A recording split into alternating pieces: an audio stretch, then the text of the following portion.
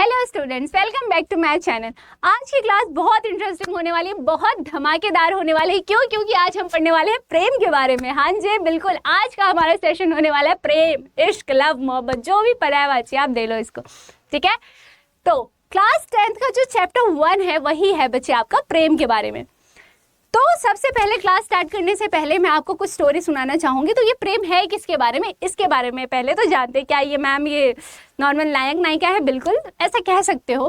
क्यों? क्योंकि आज हम पढ़ने वाले हैं श्री कृष्ण और गोपियों के बीच प्रेम संबंध जो था उसके बारे में। जब श्री कृष्ण चले जाते हैं मथुरा कंस को पराजित करने के लिए, तो वृंदावन में जो उनकी गोपियां रह जाती हैं उनकी क्या भावना होती है, वो विरह भावना क्या होती है, उनकी क्या मनोदशा होती है, इन सभी चीज़ों को आज हम पढ़ने वाले हैं, ठीक है। तो क्लास अगर अच्छी लगेगी तो चैनल को सब्सक्राइब ज़रूर करिएगा।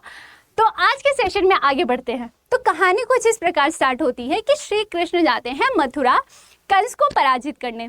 तो वहाँ पर जो गोपियाँ होती हैं वो विरह में होती हैं, बहुत उदास होती हैं, बहुत हताश होती है, बहुत निराशा में होती हैं कि श्री कृष्ण चले गए हैं।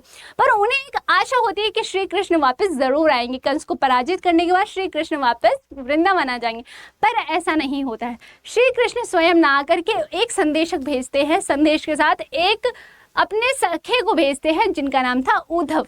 उद्धव को भेजते हैं ये संदेश लेकर कि वो योग का ज्ञान देने जाएं, निर्गुण भक्ति की ओर गोपियों को लेकर जाएं।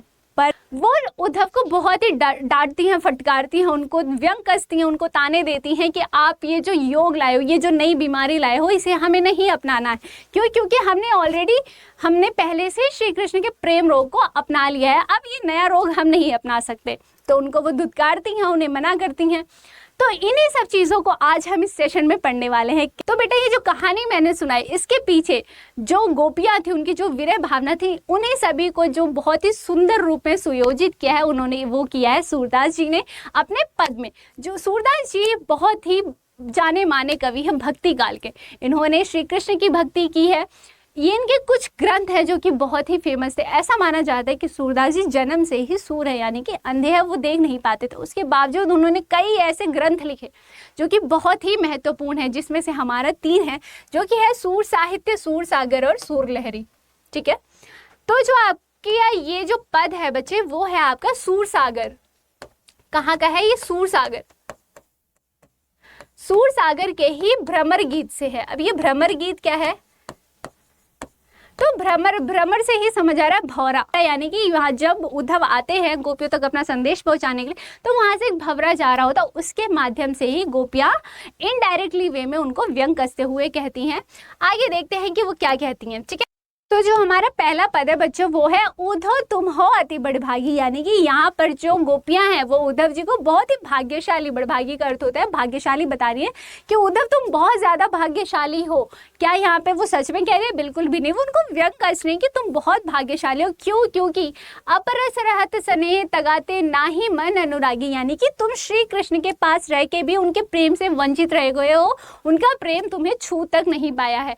पुरैन पात रहत जल भीतर तारस देह न तागी, यानी कि पुरैन पात यानी कमल। पुरैन का अर्थ क्या होता है बच्चे? यहाँ पे कमल। कमल का पत्ता जिस प्रकार से तालाब में रहता है उसके बावजूद उस पर कोई दाग नहीं आता है, उसी प्रकार तुम हो कि तुम श्री कृष्ण के आसपास रहकर भी उनका प्रेम तुम तक छुआ तक नहीं है, ठीक है। इसी प्रकार वो आगे कहती हैं, यहाँ पे है जो जल माह तेल की गागरी बूंद न ताको लागी, यानी कि जिस प्रकार जो तेल की गागर, जो एक घड़ा होता है, उसमें से चारों तरफ अगर तेल आप लगा दो और उसको पानी में सागर में छोड़ दो, उसके बाद भी उसमें एक भी छींट नहीं आती, आप बिल्कुल उस गागर के ही भांति हैं कि आप श्री कृष्ण के आसपास रह के भी आपको उनका प्रेम इतना एक छींट के बराबर भी नहीं छुआ, ठीक है। प्रीति नदी में पाँव न बोरे दृष्टि न रूप परागी, आगे वो उद्धव को कहती हैं कि आपने प्रीति यानी प्रेम की नदी में पाँव तक नहीं बोरा है, स्नान तो करना छोड़, पाँव तक नहीं हो, आपने दृष्टि तक नहीं डाली है, तो आप प्रेम को क्या समझेंगे। सूरदास अबला हम बोरी गुर चाटी जो पागी, आगे क्या कहती हैं कि हम तो अपना अबला नारियां हैं, आप तो बहुत ही विद्वान हैं, आप बहुत पढ़े लिखे हैं, हम अबला नारियां हैं, हम बिल्कुल उस चींटी की भांति है जो कि गुड़ को पाती है तो उससे एकदम जकड़ी रहती हैं। जिस प्रकार चींटियां गुड़ को देख के आकर्षित होती है, बिल्कुल उसी की ही भांति हम श्री कृष्ण को देख के आकर्षित होती है, हम उनके प्रेम में उसी प्रकार आकर्षित है। ठीक है, आई होप यहाँ तक आपको समझ आ गया होगा। आगे बढ़ते हैं। आगे गोपियां कहती है मन की मन ही मांझ रही, यानी कि जो गोपियां हैं वो कहती हैं जो उनके मन के अंदर, जो उनके भीतर जो भी उनकी भावनाएं हैं, जो श्री कृष्ण के लिए प्रेम है वो मन में ही रह गया। कहीं जाए कौन पे उधे ना ही परत कही। वो आगे कहती है कि हम जो हमारी भावनाएं, जो हमारा प्रेम है वो किससे कहें, क्योंकि वो किसी से अपने प्रेम को व्यक्त नहीं करना चाहती। वो उद्धव को भी इस लायक नहीं समझती कि वो उनसे अपने प्रेम की व्यथा कहे। अवधि आधार आस आवन की तन मन बिथा सही, यानी कि वे कहते कि इतने समय से कृष्ण के लौट आने की जो हमारी उम्मीद थी, जो हम व्यथा सह रहे थे, वो सभी अभी हमें निरर्थक दिख रही है। उन्हें ऐसा लग रहा था कि श्री कृष्ण जी जब वापस आएंगे तो वो उनसे अपना प्रेम व्यक्त करेंगे, अपनी भावनाएं व्यक्त करेंगे, पर अब वो सब उन्हें निरर्थक दिख रहा है। आगे बढ़ते हैं। आगे क्या कहती हैं? आगे कहते हैं मन की मन ही मांझ रही, काहि जाई कौन पे ऊधो ना ही पर। मन की मन ही मांझ रही, कही जाए कौन पे ऊधो ना ही परत कही। अवधि आधार आस आवन की तन मन बिथा सही, यानी कि श्री कृष्ण के बारे में उद्धव से गोपियां कहती कि मन की मन ही मांझ रही, यानी कि हमने मन में ही अपनी जो भी भावनाएं हैं मन में ही रख रखी हैं, उनके मन की बात मन में ही रह गई। कहीं जाए कौन पे उधर, हम किससे कहें अपने मन की भावनाएं। हमने श्री कृष्ण से, हमने सोचा था कि श्री कृष्ण जब वापस आएंगे वृंदावन, मथुरा से जब वो कंस को पराजित करके वृंदावन वापस आएंगे तो हम उनसे प्रेम, अपनी जो भी भावनाएं हैं उनको प्रकट करेंगे, पर हम अब ये सारी बातें किससे कहें। कहीं जाए कौन पे उधर ना ही परत कही, किसी से कहते नहीं बन रहा है। हम ये अपनी भावनाएं किसके सामने प्रकट करें। वो उनको, उद्धव को भी इस लायक नहीं समझते कि वो अपनी भावनाएं उन तक पहुंचाए। अवधि आधार आस आवन की तन मन बिथा सही, ये जो हम इतनी विथा सह रहे थे वो इस आस में सह रहे थे कि श्री कृष्ण एक दिन जरूर वापस आएंगे। तो तुम संदेश लाए हो, तुमने हमारी आशा को निराशा में परिवर्तित कर दिया है।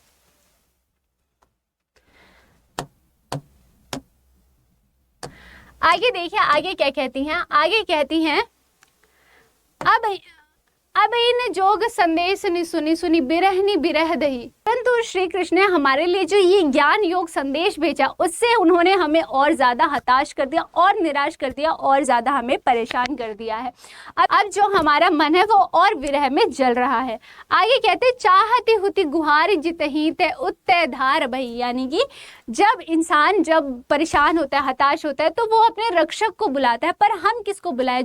जो हमारे श्री कृष्ण रक्षक थे वही आज हमारे दुख का कारण है। सूरदास अब धीरे धरही क्यों मर ज्यादा न लही, वो कहते हे उद्धव अब हम धीरज क्यों धरे, जो हमारे प्रेम का, जो हमारी आशा का एक तिनका था वो भी अब हमें डूबता हुआ नजर आ रहा है। मर ज्यादा न लही, ये मर्यादा है कि प्रेम के बदले प्रेम ही दिया जाता है, परंतु श्री कृष्ण ने हमारे साथ छल किया है। उन्होंने ये वादा किया था कि वो वापस वृंदावन जरूर आएंगे, पर उन्होंने हमारे साथ छल किया है। ठीक है, तो आगे देखते हैं आगे क्या कहती हैं। हमारे हरिहारिल की लकड़ी, यानी कि गोपियां कृष्ण को उनके हरिहारिल की लकड़ी स्वरूपी बता रही है। हरिहारिल बच्चे वो होता है, एक पक्षी होता है जो कि वो उसको अगर लकड़ी मिल जाती है वो उस लकड़ी को ही अपना पूरा जीवन मान लेता है, वो अपने जीवन को उसी पे समर्पण कर देता है, वो हमेशा उसको पकड़ के रखता है, उसको वो छोड़ता नहीं, अपने पास रखता है। उसी प्रकार जो गोपियां हैं वो कृष्ण को उस हरिहारिल की लकड़ी के स्वरूपी ही मान रही हैं कि उन्होंने प्रेम, श्री कृष्ण के प्रेम को हमेशा के लिए अपने अंदर बसा लिया, वो उसे छोड़ना नहीं चाहती हैं। ठीक है, मन क्रम वचन नंद नंदन और यह दृढ़ कर पकड़ी, यानी कि उन्होंने मन में अपने वचन में श्री नंद नंदन यानी कि श्री कृष्ण, नंद के पुत्र श्री कृष्ण को अपने मन में ही बसा लिया और वह अब उन्हें छोड़ना नहीं चाहती। जागत सोवत स्वप्न दिवस निसी कान कान जकरी, यानी कि सोते जागते उठते बैठते केवल और केवल वो श्री कृष्ण का ही जाप करती हैं। सुनत जोग लागत है ऐसो जो करोई ककरी। अब जो है उद्धव जो संदेश लाए हैं ज्ञान योग का, उसके लिए जो गोपियां हैं वो कहती हैं कि ये जो तुम संदेश लाए हो, जो श्री कृष्ण ने भेजा है, ये संदेश हमें एक कड़वी ककड़ी की तरह लग रही है। जैसे हम कड़वी ककड़ी को खाते हैं ना, ककड़ी को, वो इतनी ही उनकी बातें, उनको गोपियों को कड़वाहट से भरी उनकी बातें लग रही हैं। आगे कहती सूतो व्याधि हमको ले आए, देख सुनी न करी। आगे कहती हैं गोपियां उद्धव से कि ये जो तुम ज्ञान योग मार्गी ये जो रोग लाए हो, ये हम इसको नहीं अपना सकते, क्योंकि हमने ऑलरेडी प्रेम रोग अपना लिए। श्री कृष्ण के जो प्रेम रोग है वो हमारे अंदर है, अब हम उसको निकाल करके ज्ञान योग है जो तुम लाए हो उसको हम नहीं अपना सकते हैं। सूतो व्याधि हमको लया, देख सुनी न करी, यानी कि जो नया रोग लाए हो इसके बारे में ना तो हमने कभी पहले सुना है ना जाना है, क्योंकि हम श्री कृष्ण कृष्ण करते रहे, हम उनके सिर्फ प्रेम में रहे हैं। आगे कहती यह तो सूर तिन्ही ले सौंपो जिनके मन चक्री। आगे कहती है यह तो तुम उनको दो जिनके मन चंचल हैं, यानी कि जिनको जो आज इसको पसंद करनी है कल उनको पसंद करिए, जिनके मन चंचल है, जिनके मन स्थिर नहीं है, ये तुम्हारा ज्ञान योग जो है उनको बताओ। हमारे लिए केवल और केवल श्री कृष्ण ही है। गोपियां आगे क्या कहती है, हरि है राजनीति पढ़ी है, यानी कि जो हरि हैं उन्होंने अब राजनीति पढ़ ली है, मथुरा जाकर के उन्होंने क्या राजनीतियां पढ़ ली हैं। समुझी बात कहत मधुकर के समाचार सब पाए। गोपियां बात करते हुए व्यंग पूर्वक कहती हैं कि वो पहले से ही एक तो बहुत ज़्यादा क्या थे, बहुत ज़्यादा चालाक थे। अभी उन्होंने राजनीति पढ़ ली, उन्होंने ग्रंथ पढ़ लिए, उन्होंने शास्त्र पढ़ लिए हैं, तो अभी वे और ज़्यादा चालाक हो गए। एक अति चतुर होते पहले अब गुरु ग्रंथ पढ़ाए, बड़ी बुद्धि जानी जो उनकी जोग संदेश पढ़ाए। उनकी अब इतनी ज़्यादा बुद्धि बढ़ गई है, वो इतने होशियार हो गए हैं कि उन्होंने हमारे लिए स्वयं ना करके तुम्हें भेजा है, और वो भी ज्ञान योग के मार्ग पे चलने के लिए हमें ये संदेश भेजा है। वो इसमें जो है वो श्री कृष्ण की उल्लाहना कर रही हैं, किससे, उद्धव जी से। आगे कहते उद्धव भले लोग आगे के परहित डोलत धाय, अब अपने मन फेर पाई है चलत जुहते चुराए, यानी कि आप जब श्री कृष्ण के पास वापस जाएंगे तो आप उनको ये हमारा संदेश कहिएगा कि श्री कृष्ण मथुरा जाते वक्त जो हमारा मन है, जो हमारा प्रेम है वो अपने साथ ले गए हैं, तो उसको वापस कर दें। ते क्यों अनीति करे आपुंचे और अनीति छुड़ाए, यानी कि वे स्वयं तो वहाँ अत्याचारियों को दंड देने गए हैं, तो वो हमारे साथ ही अत्याचार क्यों कर रहे हैं। आगे गोपियां उद्धव से कहती है राज धर्म तो यह सुर है जो प्रजा न जाए सताए। आगे कहती है कि माना कि वहां जाकर के वो एक बहुत बड़े राजा बन गए, पर राजा का राजधर्म क्या होता है कि वो जो प्रजा है उनके वो कष्ट बिल्कुल उन पे कोई कष्ट ना आने दे, उनका ध्यान रखे। तो वो स्वयं ये सारी चीजें हमारे साथ क्यों कर रहे हैं, हमें किसी प्रकार का कष्ट पहुंचने नहीं देना ही उनका कर्तव्य है। तो बच्चों यहाँ होती है हमारी आज की क्लास खत्म, जहाँ हमने 4 पद पढ़े सूरदास जी के, जहाँ हमने देखा कि उद्धव जब श्री कृष्ण जी का संदेश लेकर के गोपियों के पास आते हैं तो श्री कृष्ण की कुछ उल्लाहना भी करती हैं गोपियाँ, कुछ उद्धव जी को भी व्यंग कसती हैं। तो ये सारी चीज़ें हमने आज की क्लास में देखी। आई होप आपको क्लास अच्छी लगी है। मिलते हैं नेक्स्ट क्लास में।